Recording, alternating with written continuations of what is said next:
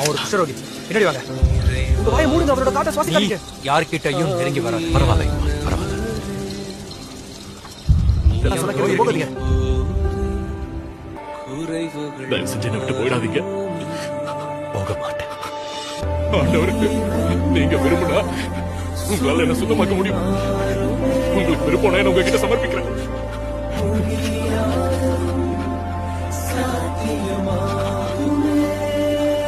எனக்கு விருப்பம்.